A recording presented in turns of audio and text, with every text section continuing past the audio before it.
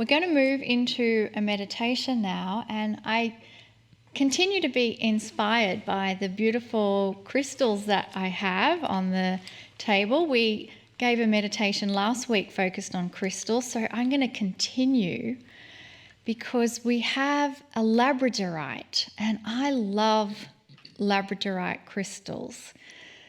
And in finding the meaning about labradorite, I discovered that they were first found by geologists from Labrador in Canada.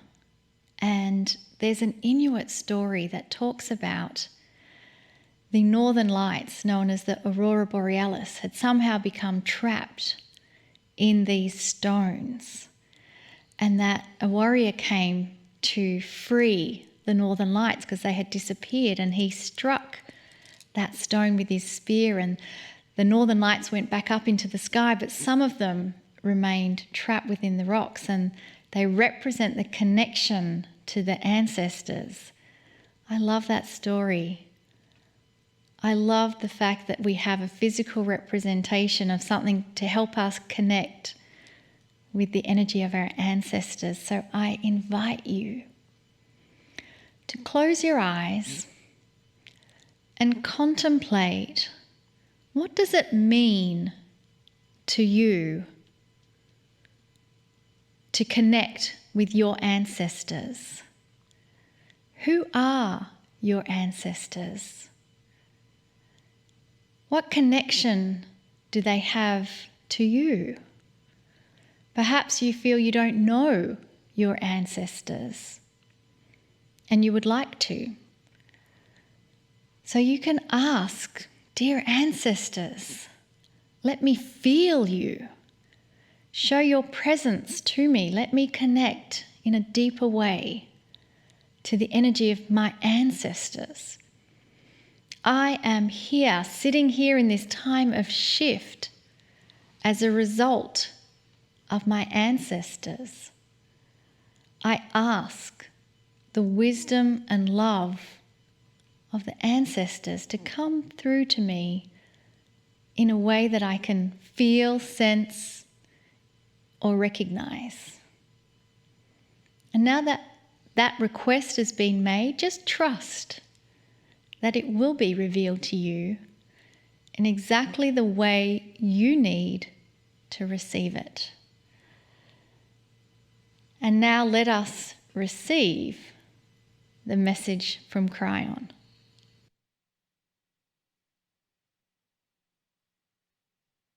Greetings, dear ones. I am Kryon of Magnetic Service. The series for this month, perhaps my favorite so far, is called The Love Connection. This is the second of 4 small channelings regarding love. Dear ones, I could tell you so many things about that which you call love, and none of them would carry the impact, the strength, the enormity, the splendor of truly what it means. Let me give you a hint. I may have said these things before, but they cannot be said too many times. In fact, this entire month, we might say, we are then reinforcing, revisiting, if you will, so many things that we want you to know and understand, especially with that which is happening in the world right now. The hint that I wanted to give you is that if you looked at all of the things that might pass between the other side of the veil and the one you're on when you're born, and there are many, we've told you about some of them: joy, laughter, but the biggest one is love. You can have wonderful compassion, you can have kindness and a joyful attitude, but the greater of all of these things, and the greatest, is love. We speak of a different kind of love, perhaps, than some of you are thinking about. Love for the human being, it's wonderful. And you express it perhaps for one another and mean it. You express it For the animals, perhaps, that are with you, you love them and you mean it. You express it perhaps even to the planet. But the one that has no greater size or influence is the love of God. And the one that we have told you about, even that is completely and totally misunderstood, is the love of self. But the one I want to talk about is the one that is ingrained in you from birth. Do you remember? We have said over and over, made in his image is something you have read in Scripture. And not just in the Scripture, perhaps, that you're aware of, but in so many words, it's in many Scriptures. Made in his image. This is a very poor set of words to talk about that which you were made in. It's the image of the creative source. It doesn't even have a gender. It is the biggest thing that ever exists. The image that you're made in is love. That means as you sit there, as you listen, as you watch, perhaps, love is in there at its greatest source, its greatest energy. And there are some who say, I'm not feeling that. There are many who are born, and as we have said even on this program, you've had love talked out of you because no one showed it to you. Not like the love of God, not in an unconditional way. So many parents, this is what they wish to give their children, but they end up with these blind spots, giving them something else that is close to it, but not the love of God. This encompasses you. It puts you into, dear ones, a presence that you can feel and know that takes all fear away. If you are there in that space, the space which we are wishing so much to create in the circle of 12, nothing matters at that moment. Nothing. This is the love that we love you to rekindle, revisit. And you again will say, how do we do that? Let me start by telling you this. There are many things that will cover it up completely. Completely. Fear is one of them. Are you fearful right now for anything? And the answer is normally with humans, yes. You're fearful or you're concerned. Perhaps it's borderline fear, but you're still concerned. You're concerned with each other, perhaps with your lives or those of your children, those of your parents, those of your mates, those perhaps in the rest of the world who are going through so much that is affecting their lives. And that is concerning to you. Well, that's a form of fear. You'll say, wait a minute, there's a difference between being very concerned and being fearful. Not to your body, dear ones, the same chemistry is involved. And that chemistry will negate love. What about those who say, well, I am concerned enough to love those around me. I'm concerned enough to, this is all semantics. Will you get out of the three-dimensional arguments of the esoterics that some people want to pick apart with words and instead get to the basic energy of unconditional love for all? And it doesn't matter what condition they're in or how concerned you're in. You can drop into your heart and take away all that fear for just a moment or two. You do that often, that's an exercise, and you can do it all the time. So you don't have to pinpoint something that's wrong on the planet and then pray for it.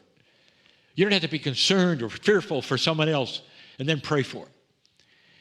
Instead, you are that which that creates love, and that then is sent as love and compassion and kindness to anyone who needs it. That is the power you have.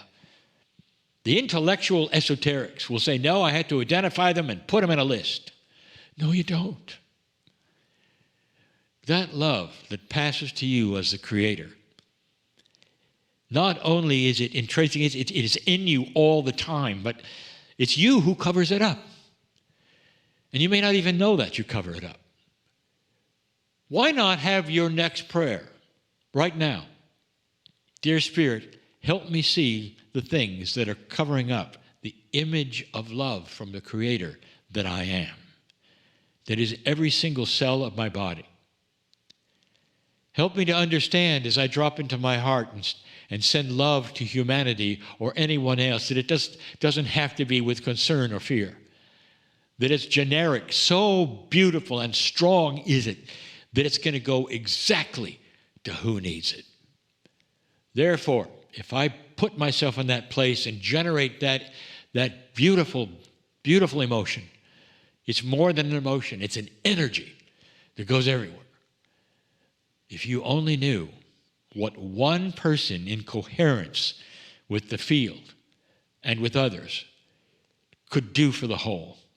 You get two or more doing it, and it's awesome. Unbelievable. This is the energy. You call it, if you wish to, a force that you push upon that which is darkness. And when you do that, all manner of things happen. Getting out of that intellectual idea that you have to have a prayer list.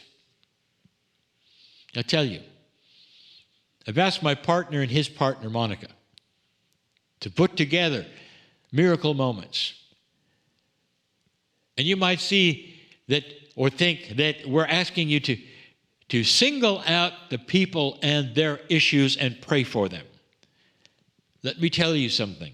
That is the 3D example. That is the paradigm that is set up so that everyone will understand. But now I'll give you the truth about it, the secret, if you wish, about it. And that is this.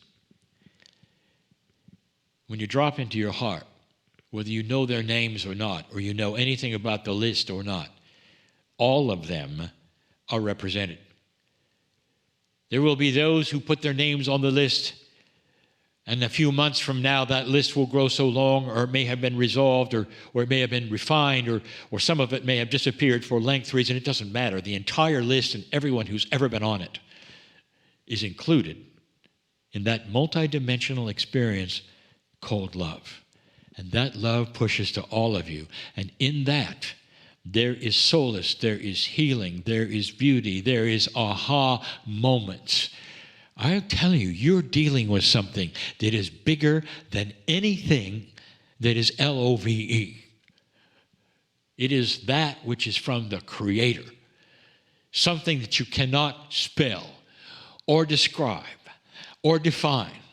Bigger than anything that exists in this, that is the universe of your mind, even of your soul. That is the essence of the creative source that made this planet, that made you, that made this universe. And that was always the intent, that eventually you will peel away all of that which is the onion of humanity, of fear, of concern, and turn right to that which is the most dramatic solution. Love. There's nothing like it. I invite all of you to drop into your heart and think of nothing but the beauty and the warmth, the solace, the healing, the energy, the perfection of love. It's all there. I would love to give multi-channelings just on that, just to have you sit and feel it and be with me. Beautiful it is, dear ones. I'm going to give it to you often.